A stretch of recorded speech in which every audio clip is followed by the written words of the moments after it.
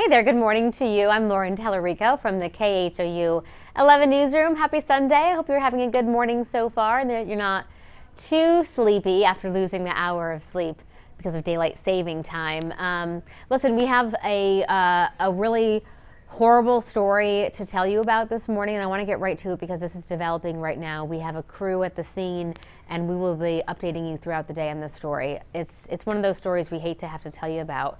So overnight in Fort Bend County, 4 people were found dead in a home in Mission Bend by apparently a murder-suicide. That's according to Fort Bend County Sheriff's investigators. Sheriff Nels was out there this morning telling us all about it. So apparently the department got a phone call from a family member saying they were concerned about the father of this home, and they asked deputies to go out and do a welfare check. When deputies went to do the welfare check, they went to the front door, and when they looked in, they saw that there were 2 bodies lying inside. So they obviously went inside. A father, a mother, and their 2 teenage sons were all found dead, along with their 2 dogs. Deputies say it appears that this was all at the hands of the father. Obviously, a really just tragic story, to say the least. Sheriff Nell spoke to us this morning a little bit about what happened, about the scene. He was very emotional. Go ahead and take a listen to what he had to say.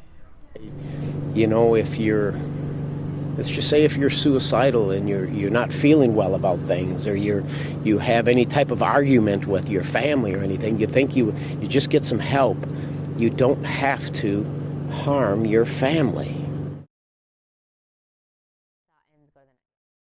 You just need to go out and get some help and not do this to your entire family. There's no answer. I can't explain it, other than we have to start addressing mental illness in this country.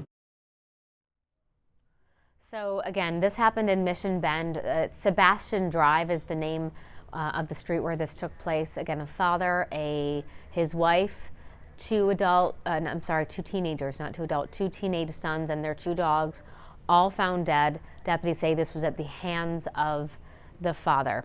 So we are continuing to follow the story. Of course, this is developing. We will bring you updates as they develop throughout the day. So make sure you check back for this story. And of course, we'll be updating you tonight at 5:30 with Ron Trevino. Okay, now to another story that's on a lot of people's minds, coronavirus. I want to give you a little bit of an update as to what's happening here in the Houston area. So yesterday, Memorial Hermann said that they have asked 11 employees to self-quarantine. This after they may have come in contact with a COVID-19 patient. We know that there are 8 cases confirmed in the Houston area. These are either confirmed by the CDC or by local tests. And of course, the CDC, will also be testing those other 5 cases to confirm that they do have COVID-19. All of these cases are connected. Of course, these patients are being treated at our local hospitals and with our local health officials. And so Memorial Hermann says that they think some of their employees may have come in contact with one of these patients, or they're saying this is out of an abundance of caution. However, 3 employees are showing some symptoms. So we wanted to give you an update on what's happening there. Of course, there is a very easy way to stay up to date on what's happening with COVID-19. This story tends to change every single day. The number you can text is 713-526-1111. Again, 713-526-1111. And you just text the word fax to that phone number, and we will send you updates as we get them. So, of course, always changing. So we want to keep you updated on that. Addison Green joins us now, and gosh, it's been a heavy morning news-wise. The sun is out, which is a good thing because I think we all need a little levity after some of the horrible news that we're hearing about this morning. Yeah, we are talking, it's going to be a brighter day, at least the beginning of the day. You're the bright spot. I'm trying to be the bright spot. You're the bright I'm spot. trying to be optimistic here, despite having one less hour of sleep. Yeah, I know. Thank you, daylight saving time. That's right. But it's going to be a little cloudier later on this afternoon. Temperature's going to be in the upper 60s, and then heading through the next several days. A little spring preview, perhaps. 70s, 80s even, Lauren. How about that? 81. See, that's the bright spot right there. Wednesday, 81 degrees. It's going to be warm. It's going to be humid. No. Very small chance for rain showers as we have a ridge building across the area, but the chance for rain does return for late Thursday into Friday, and more certainly into Saturday's time frame, as we have a big system that we're keeping our eyes on. Right now it's sitting off the west coast, and it's not budging anytime soon. So until it does come our way, we're going to see moisture streamed up this way, chance for showers around, and that warm, muggy feeling you typically find in towards April coming our way in the mid-March days. And yeah, a little spring preview, which spring, by the way, is 11 days, 13 hours away. March 11th. Nope, March 19th. I mean, March 19th. See, March 11th is my husband's birthday.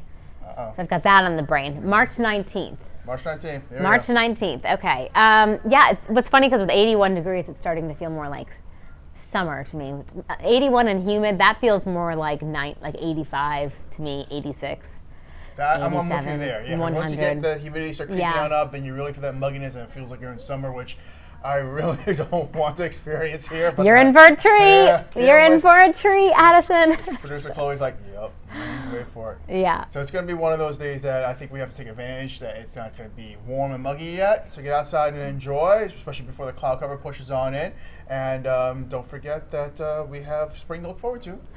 So here's a question for you. I'm suffering from some allergies right now. Yes. I know a lot of people out there. So excuse me, throughout the newscast, I was trying not to cough while we were on TV, but you just can't help it sometimes. What's the deal with the pollen? Is that going to be going down anytime soon? Not likely. We're going to have pollen count running extremely high for the trees, and then a little less so for like grasses and mold. So if you have any oak trees, for instance, pine trees in your neighborhood or in your backyard, that'd be why you may be suffering some allergy concerns. Chief Meteorologist David Paul was showing some photos from his backyard. Pine trees, just the buds just all blossoming, getting yellow with pollen. I'm like, ugh, that just looks horrible. I know. So I feel for you. I do. I don't have any allergies concerns right now, but I question how I will be in the fall. Things are blooming really early this year. Have you guys noticed that? I have a tangelo tree in my backyard. Have you heard of the tangelo? I have. I've never seen one before, but I have. So they look like clementines, but David Paul told me about this actually. It's a mixture between tangerines, oranges, and tangerines, oranges, and nectarines. Oh no, I forgot. David Paul. It's in the name. What? Chloe, help me out here. Somebody help me out. Tangelo. Tangerine. What's the yellow? The yellow. Lemon?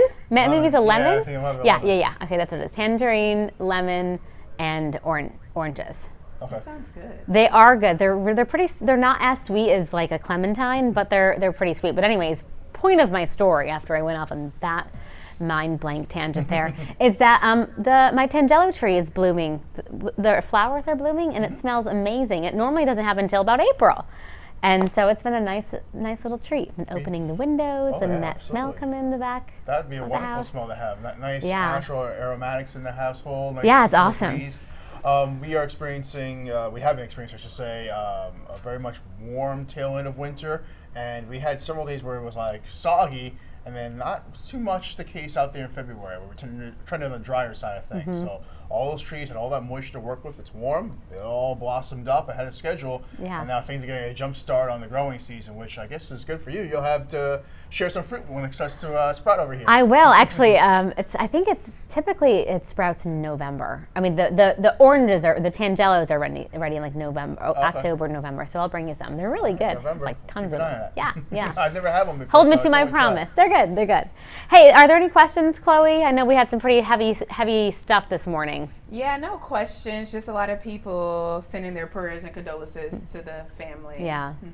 We have not released the name of the family at this point because obviously they're notifying next of kin. Just a horrible way to find out what happened to a loved one. It's a horrible thing to happen to this family. So our thoughts and prayers are with that family as well. I just can't even imagine what a horrible time it's going to be for them. So, but we'll keep you updated as the story develops, of course, on air and online. When we're not on air, we are online, KHU.com. We have our free KHOU 11 mobile app. And then Ron Trevino will be back tonight at 5:30 to bring you all the latest news and information that you want to know. So anyways, Addison Green. And Lauren, it's going to be, what is it, today? Sunday.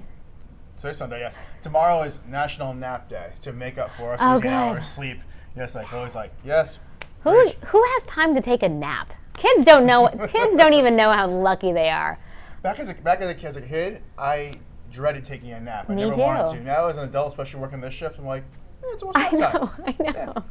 I tell my daughter all the time, she's 2.5, and I have to put her down for a nap, and she hates it still. And I tell her, you appreciate this, honey.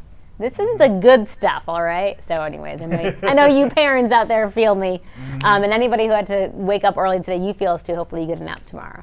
Coffee was needed today. Coffee was needed today, yes, it still is. Anyways, hey, thanks for joining us. We'll see you back here tonight at 5:30. From everybody at KHOU 11, have a great Sunday. Enjoy.